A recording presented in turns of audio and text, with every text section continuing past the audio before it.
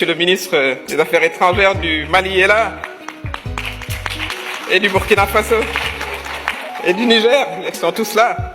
Parce que vous êtes des frères. Nous allons devoir cheminer ensemble.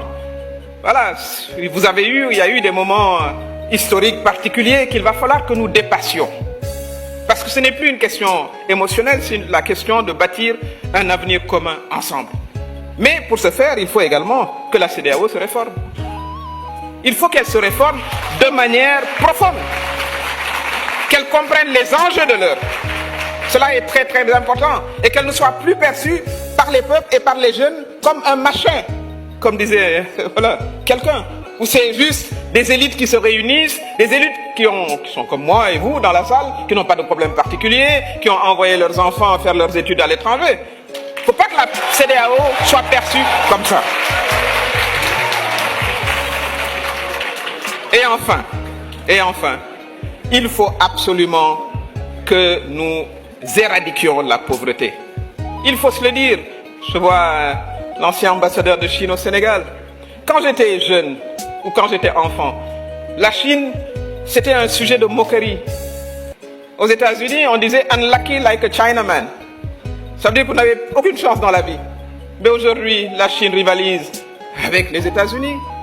Pourquoi elle a pu le faire? Parce qu'elle a éradiqué la pauvreté. Tant que nous serons pauvres comme nous le sommes, personne ne nous respectera. Ça, il faut que nous le comprenions.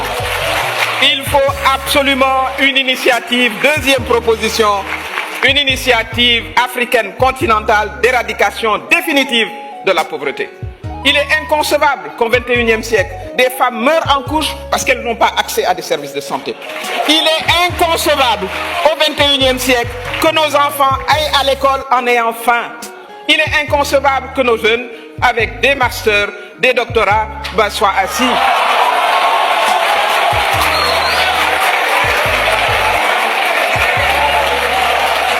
Il est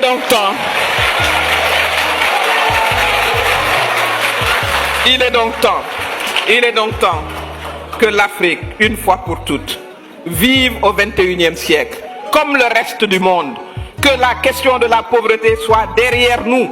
Et il est temps que les dirigeants, les institutions et les citoyens africains se reconnaissent dans cette vision. Je vous remercie. Réfléchir un peu aussi sur les questions de partenariat entre Africains. Parce que là, on est aussi entre nous, même si on a des partenaires extérieurs avec nous. Mais il faut aussi qu'on se dise certaines vérités entre Africains. On a dit solution africaine aux problèmes africains. Le concept est pertinent. Il est juste, il est bon. Mais à la réalité, on a des problèmes avec cette question. Je vous donne juste 2 points à titre d'illustration. Les représentants de l'Afrique au Conseil de sécurité, quand les questions qui touchaient mon pays sont arrivées là-bas, je vous assure que les Africains votaient contre nous pour pouvoir nous imposer des sanctions, même pas sur des questions d'élection et autres, c'est sur des questions de gouvernance interne par rapport au processus de paix. Les Africains ne nous ont pas aidés, ne nous ont pas défendus.